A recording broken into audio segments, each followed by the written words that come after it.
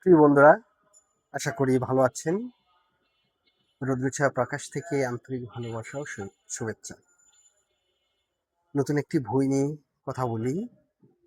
বইটির নাম অপরাহ্নের গল্প, মোহাম্মদ শামীম রেজা।